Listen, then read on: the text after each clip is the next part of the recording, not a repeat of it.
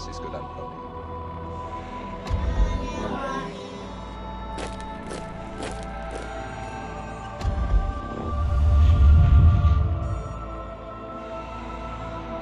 Watching, we know you.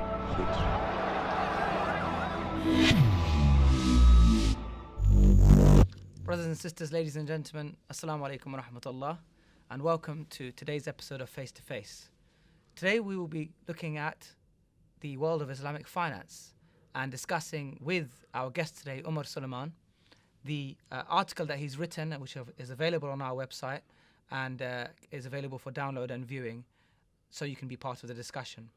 His article is entitled Islamic Finance Benefits Everyone, Not Only Muslims, and it was also part of a lecture he gave at a recent conference on Islamic finance. Just to give a brief outline of our guest today, he is currently involved in the risk sector at one of the largest banks in the UK and has studied extensively on the subject of Islamic finance and is an advisor in the field as well. Umar Suleiman, welcome to the show. Thank you very much for having me. It's great to have you on. Jazakallah khair. Your central thesis is that Islamic finance, Sharia compliant finance, helps everyone. It's good for everyone. Why isn't everyone adopting it then? I think there's a few different reasons to this. First and foremost, I think if you understand what Islamic finance is and you look at it on a principles basis, no one can argue about its veracity and its fairness and its equality.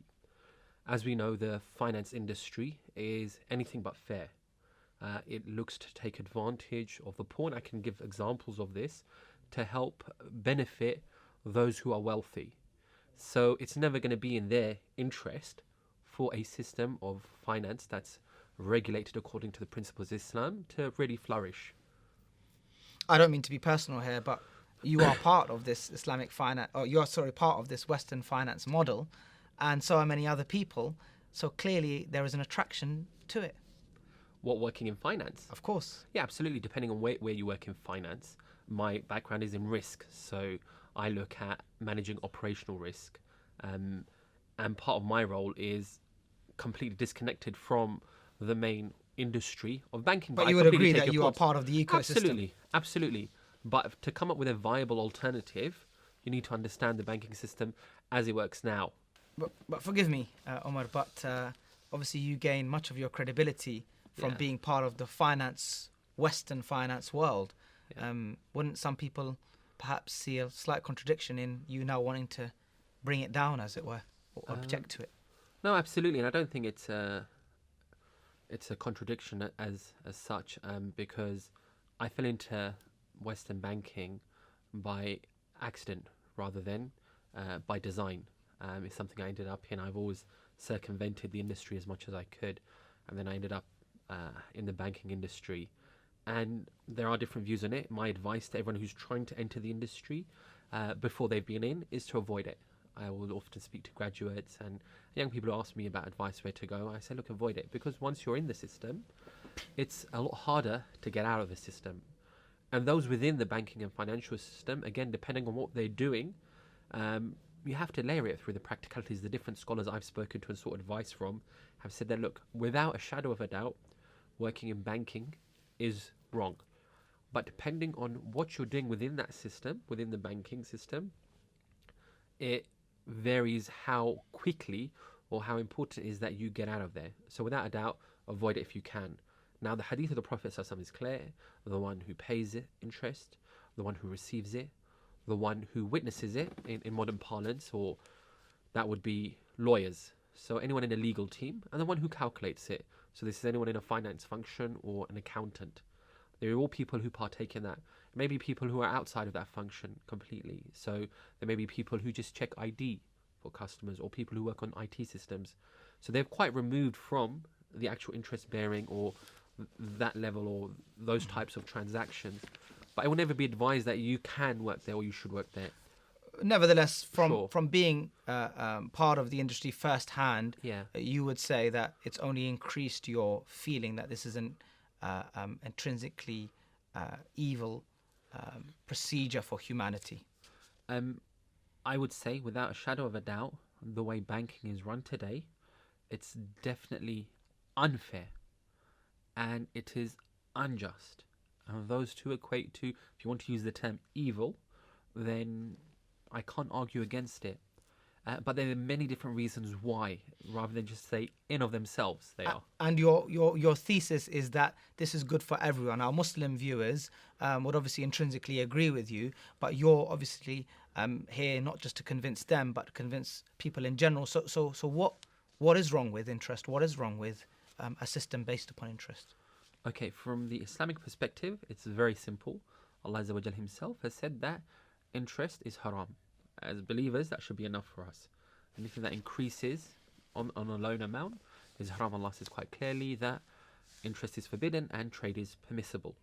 Okay, so if we take the Islamic element out of it, even if you look at Western philosophers, if you look at Western economists, etc., they will tell you that interest is fundamentally unjust. Why?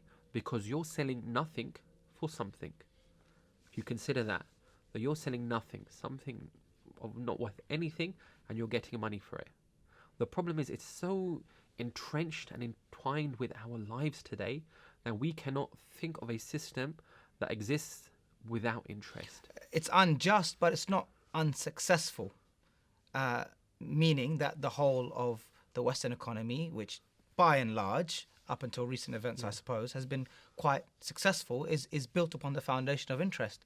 Now, for someone who perhaps has a worldview of the hereafter, unjust would make sense. But for someone who is concerned about making money in this life, what does unjust matter to them? Unjust doesn't matter to them, does it? Because they're able to make money in any way they want. That doesn't make it right, okay? Because just because they're making money and it's profitable for them doesn't mean that it's not unprofitable or unfair or unjust to other people. You're looking at the last few years, at what cost have people made money? If you're talking about Western societies, I'll give you one very small example. I worked for a major international bank, investment bank, and I was looking through their paperwork. They made a loan of $1 million to a third world country. It was Bangladesh in 1979. For $1 million. In 2005, Bangladesh had paid back in excess of $25 million, and it still hadn't paid back that loan. That was one specific loan to one country. $1 million, $25 million hadn't paid back or cleared off that loan. How is that not unjust? How can these developing countries come out of a cycle of poverty if all they're doing is servicing these loans? How is that not unfair? Just because people are benefiting from it in the West doesn't mean other people aren't paying the price. But they chose obviously they saw some gain in it, and they presumably saw some short-term gain in that. And why should they be deprived of that short-term gain? Why should they be deprived? They can go into these countries, if you look at the colonial past, and just go in and just take their resources. This is just an advanced form of that. I'm talking about a country like Bangladesh. Obviously, they saw some advantage in taking that loan. They weren't forced to take a loan, were they?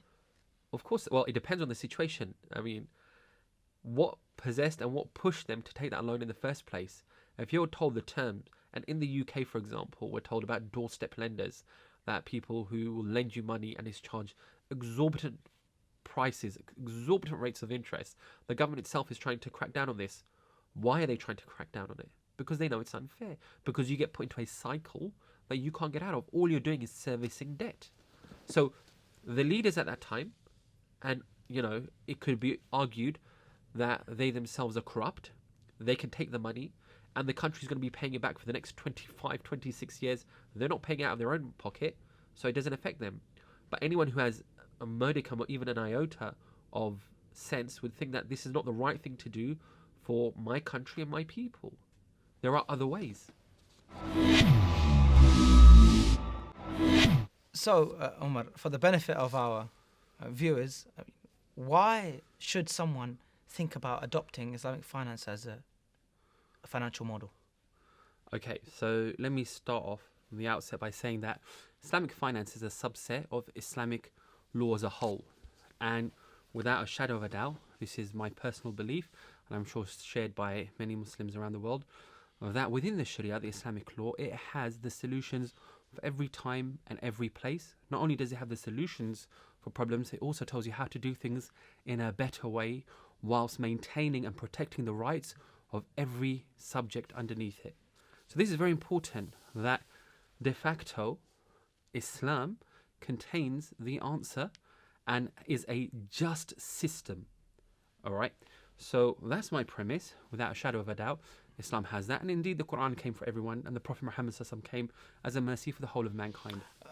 So this is from a religious perspective. Sure.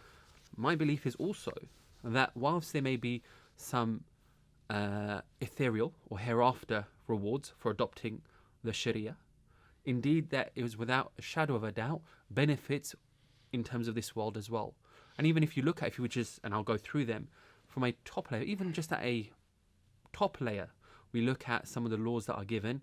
There are benefits without a shadow of a doubt. There are wisdoms in of themselves in those laws. So speculative trading within the stock market, you don't have to believe in Islam to know that's a bad thing? Absolutely, and we've seen that. Speculation is even worse than gambling. I think to say, in my view, and I'm sure many share that view, in gambling, you're only gambling your own money, we assume. In speculation, not only are you gambling with other people's money, you are driving down the prices of staple food items. Just I'll give you a very brief example. The 2008 food crisis, the UN said, over 100 million people around the world were pushed into poverty and malnutrition because of the speculation that was created or performed by people in the financial districts around the world. They themselves, who have no care for the underlying commodity, in this case it was wheat and other staple food items, they are pushing the price of those items out of the reach of the people who need it the most. It's probably something that we can't really fathom in the West, but in poor developing countries, between 50 and 80% of people's income is spent on basic necessities such as food. So what we hear of mountains of wheat rotting. Absolutely. Mountains of... This is unbelievable. I remember seeing a few years ago on the BBC that there were mountains of grain rotting in India right next to right next to slums. And these poor children, they were not allowed to eat any of it. They would rather maintain and stockpile that grain. Okay, I think this is an ill that perhaps most people, reasonable people, would see as something affecting the global economy and bad for all. But I think I'm picking up on something that you said in a lecture recently, that part of the Islamic outlook was looking at this world, what's good here, and what's good for the hereafter. And I think one example that you gave of that was pardoning a debt. Absolutely. Pardoning a debt, it may not be the best for you in this world, but it's certainly good for you in the hereafter. But I'm just wondering if that perhaps is palatable for someone. Are you saying that part of the finance world would be, laying off debts? It depends from which angle you're coming. This is why I said that, and I laid out the various iterations of success and profit for a Muslim. For a believer in an Islamic finance transaction, there are different ways they can benefit. One is where they benefit in the dunya, but not in the hereafter. And this is something we would all want to avoid, where they've gone about making money in the wrong way. So they've got a profit in this world. Maybe, for example, they sold alcohol. They've got a profit. You can't deny they've got money, but it's something which they will have to pay for in the hereafter. Okay? Or they con someone out of something, etc. The second option is that they make money in the dunya and they benefit in the hereafter, where they've gone about their business in a just way, in a fair way. Okay, so they'll make money, inshallah, in the dunya, they'll make profit, and also because of the way they behaved. We know the hadith of the Prophet ﷺ, that the shuhada and the salihin, that the just businessmen will be with them on the Day of Judgment. The fair businessmen will be with them on the Day of Judgment. So they profited twice. The third type, like I said, where they make no profit in the dunya, but they profit in the hereafter, where they've gone about a legitimate business transaction. It's just so happened that they've lost money on it, but they went about it in a fair way, maintaining the rights of others, giving others their due before themselves. then inshallah Allah will reward them for it. How would a global economy underpinned by Islamic values look like? I mean, would people have to accept that they'll make less profit? Why should they? And this is something else, people think that making money is somehow counterintuitive to being a good believer. Islam teaches us, and especially the Quran, everyone knows that the verses 285 onwards in Surah Baqarah, that talks about the prohibition of riba. But the preceding verses, the preceding 30 verses, talks about charity. Allah's teaching us what our relationship should be like with money. That we have money, but it doesn't own us. We own money, money doesn't own us. So we're encouraged to be charitable again and again. And we look at our tradition, many of the Sahaba, may Allah be pleased with all of them, made money and they were rich. So give us a modern day example of an Islamic financial product that you would say is both successful in a worldly term and Islamically. Okay, so I mean, there's plenty of examples. There's the large scale examples. We have a real estate investment. So people invested in a property, they pooled funds together and they invested in a property, and that property at the end of the day, they've got an asset and that still gives them a return, and that asset's gone up in value. Okay, and there's loads of examples like this. Or they invested in a business and that business returns money. They've got a share of the business. They've got a legitimate share of the business. So encouraging cooperation. Absolutely. Encouraging cooperation, but also risk and reward is shared. This is so important. Not like modern day business, and unfortunately it's creeping into modern day Islamic finance, where one party tries to protect themselves from any risk, but they share in the upside, in the profit. This is unfair. Both parties, irrespective of their economic position entering into that transaction, should share the risk equally, and also the reward, or depending on their shares.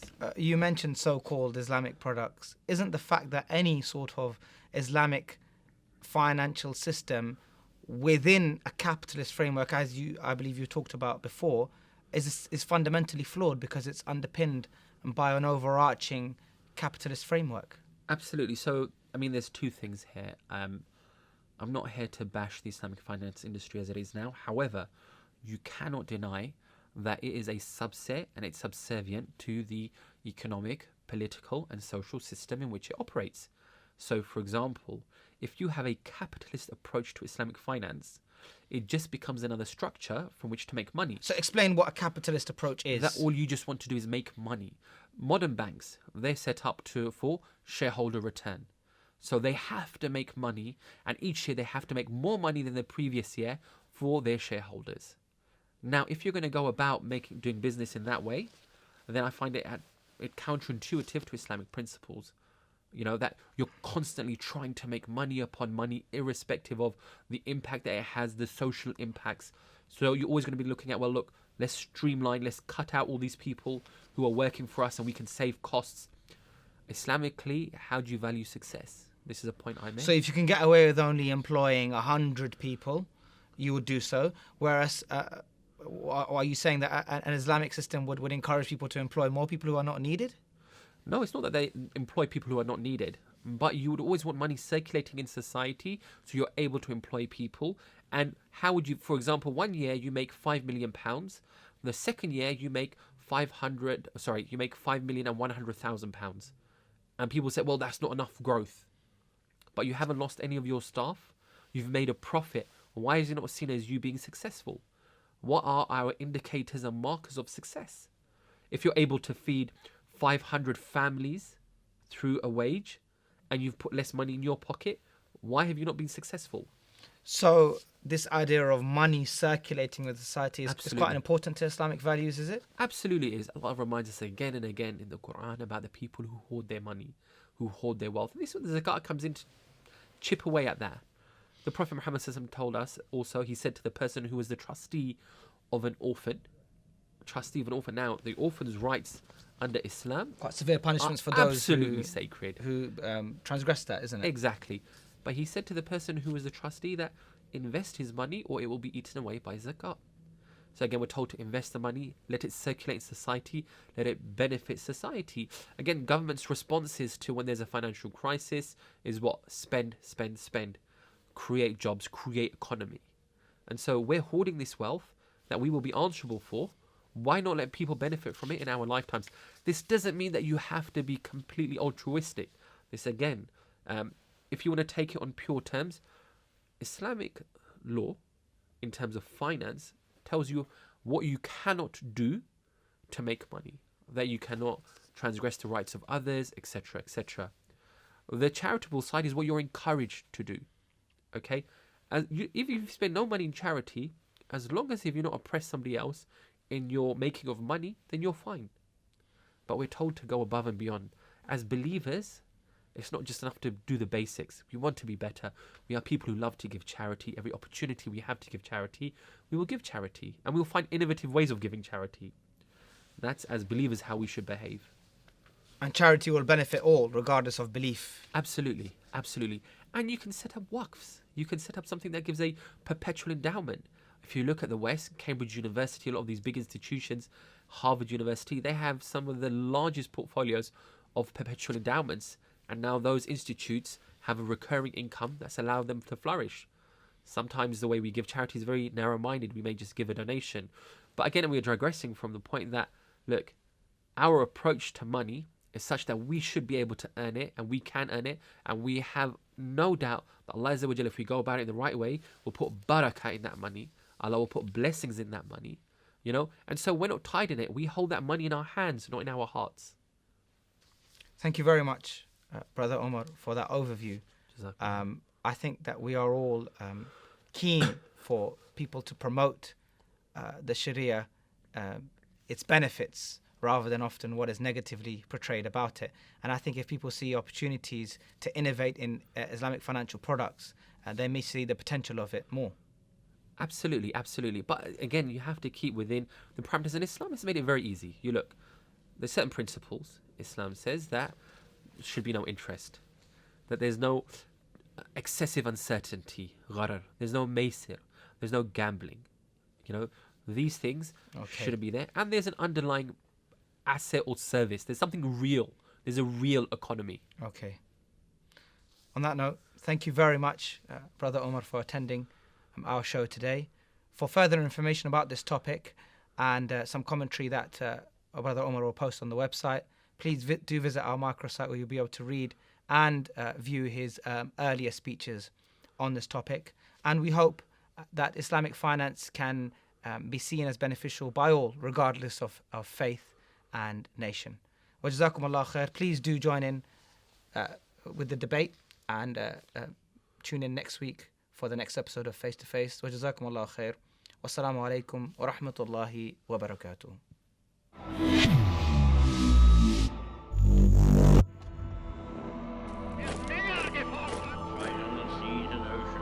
you think that money is the root of all evil? Said Francisco d'Antonio.